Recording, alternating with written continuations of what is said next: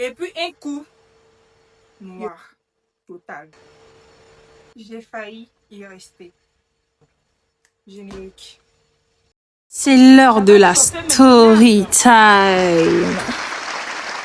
Il y a beaucoup qui m'ont posé des questions de savoir que l'opération, ça s'est passé comment ça s'est passé. En fait, il y a beaucoup qui étaient surpris en fait parce que je sais pas comme si genre j'étais malade, j'étais malade. Et puis un coup comme ça, je viens dire que non, on m'a opéré. Beaucoup se sont posé des questions. Aujourd'hui, là, je vais répondre à toutes vos questions dans cette story time. Donc, asseyez-vous bien. Asseyez-vous très bien et puis écoutez ce que j'ai à vous dire parce que je reviens de loin. Je reviens de très loin. Donc, pour vous mettre dans le contexte, j'ai été opérée des amygdales. On appelle ça une amygdalectomie qui consiste à retirer les amygdales. Déjà, moi, je faisais des angines à répétition depuis que je suis petite. Donc, c'est un truc que j'ai depuis, en fait.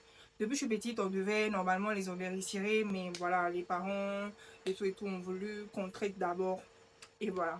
Du coup, j'ai commencé à avoir certains problèmes au niveau de les amygdales, ça me faisait mal. Je suis allée consulter, je suis allée voir un ORL. Et c'est comme ça qu'on m'a fait savoir que mes amygdales ne fonctionnaient plus et qu'il fallait impérativement que je me fasse opérer.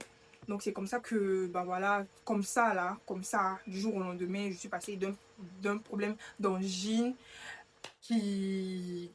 C'est vrai que ça faisait longtemps que j'avais pas eu ça. Mais voilà, un coup comme ça, il se passait à l'hôpital, on dit que on a opéré.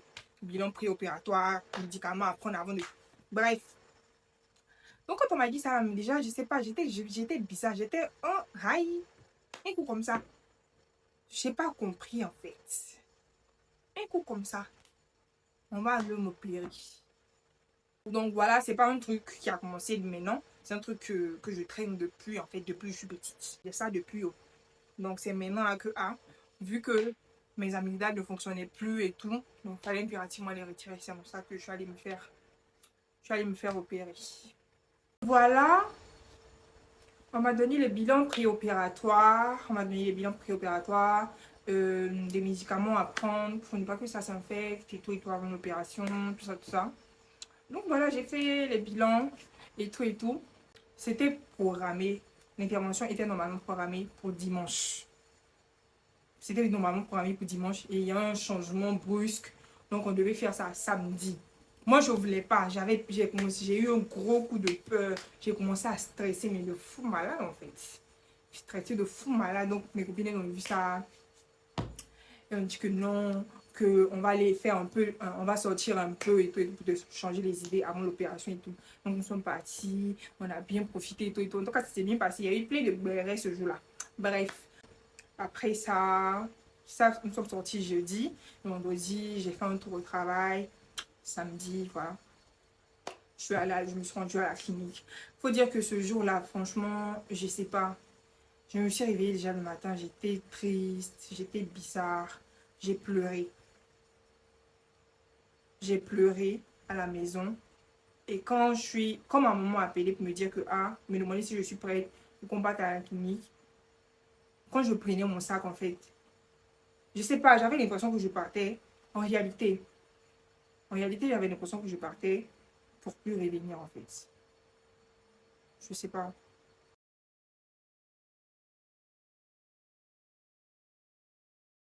Quand je suis descendue, quand j'ai vu ma maman, bah, j'ai commencé à pleurer. Et tout m'a dit, à quoi, ça va bien se passer, et tout. Et me calmer. Ils sont partis. Dans le taxi, même genre, je parlais pas. En tout cas, je réfléchissais à tout et à rien en même temps.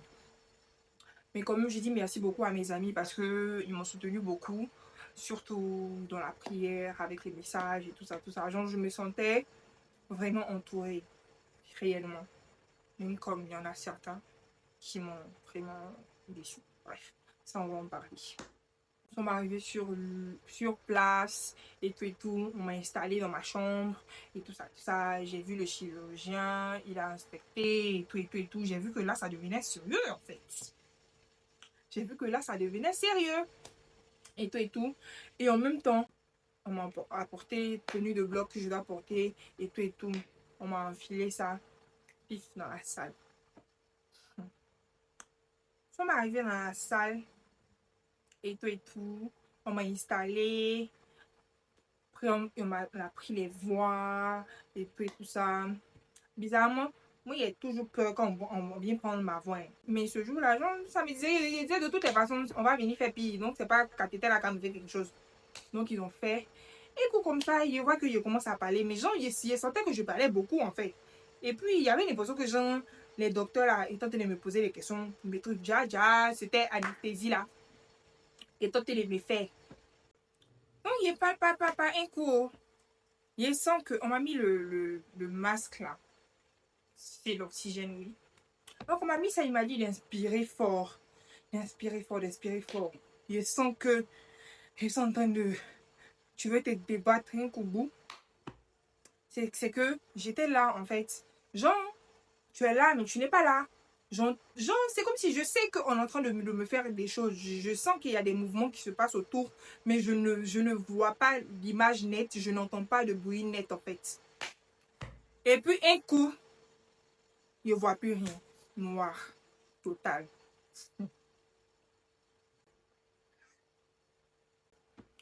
Bref.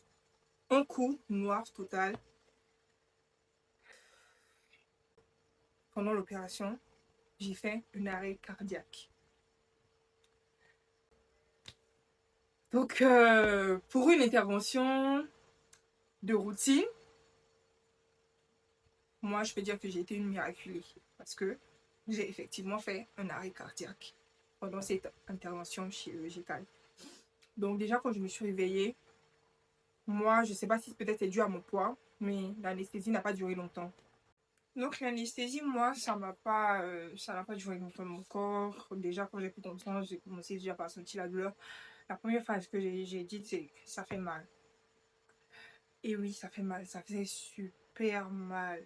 Ça faisait super mal. Genre, en fait, vous imaginez, vous vous blessez. Genre, tu te déchires. Ça fait mal. Imagine à l'intérieur. Genre, ça dit c'est dedans, en fait. Au niveau des muqueuses en plus. Ça faisait extrêmement mal.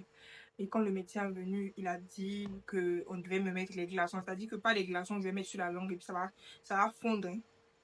Les glaçons là que je devais avaler pour faciliter, pour diminuer les inflammations et tout. Ha! J'ai vu le feu, le sang, la terre, la lune, le soleil en une seconde. C'était le jour le plus atroce de ma vie. Après mon accident de 2022 là. Ha! J'ai senti ça dans mon corps. C'est-à-dire que les antalgiques ne pouvaient pas me calmer, ça fait mal. La période la plus difficile, la période qui était la plus difficile pour moi dans cette opération-là, c'est même pas même une intervention, même mon ennemi, mais le post-op, c'est-à-dire après l'opération, le dimanche que je suis rentrée à la maison, les une semaine, quelques jours qui ont suivi là, non, c'était pénible en fait.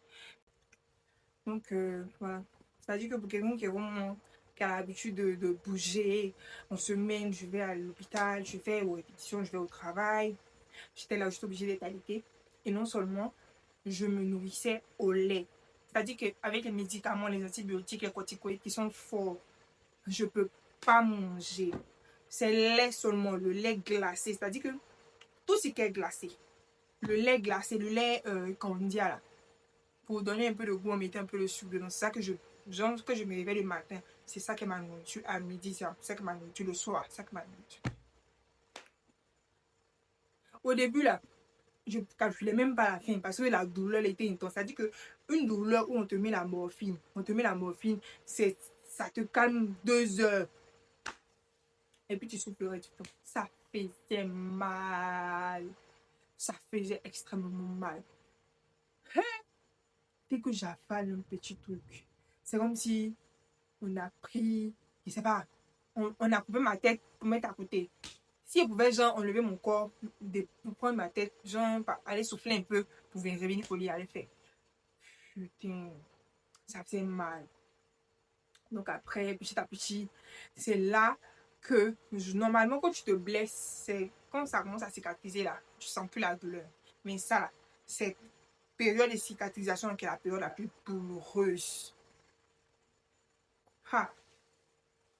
tu sens déjà les croûtes qui tombent, ça te fait mal et ça rentre dans les oreilles. Et pour ceux qu'on a eu, ceux qu'on a eu problème de dents, genre carie, problème d'oreille, genre la douleur là, eux ils vont comprendre un peu de quoi ils parlent.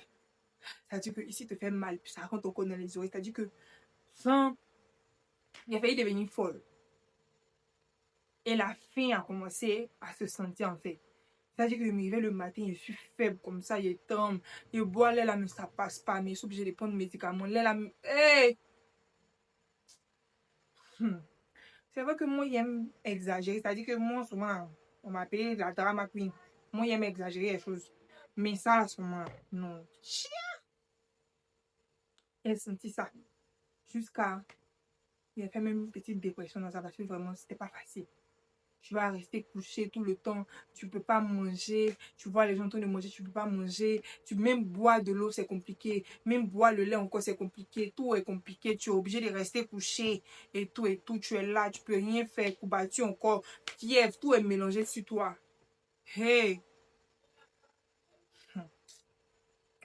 En tout cas, vraiment, je dis merci à Dieu, je dis encore merci à mes amis, je dis merci à mes gens sur Snap, sur WhatsApp, parce que vraiment, si ces personnes n'étaient pas là, ma maman, mes amis, franchement, si ces personnes n'étaient pas là. Petit problème technique, donc là j'étais au stade des remerciements, je disais vraiment merci à tout le monde, surtout, franchement j'ai eu de belles surprises, des personnes auxquelles je ne m'attendais même pas, qui sont venues me voir, qui m'ont appelé, m'ont envoyé des messages, m'ont fait même des cadeaux, franchement je vous dis merci, merci beaucoup pour tout l'amour, l'attention et tout ça. Ça a montré à quel point vous êtes humain. En même temps, en vrai, j'ai eu des déceptions, des personnes auxquelles vraiment, que je considérais vraiment, à qui je m'attendais, que j'ai pas vu. Mais tout ce que je fais est bon. Donc voilà, tout ce que je peux dire, c'est vraiment prenez soin de vous, prenez soin de votre santé et tout et tout.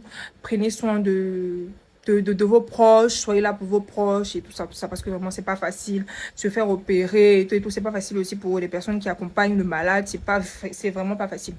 Voilà, prenez soin de vous, bisous.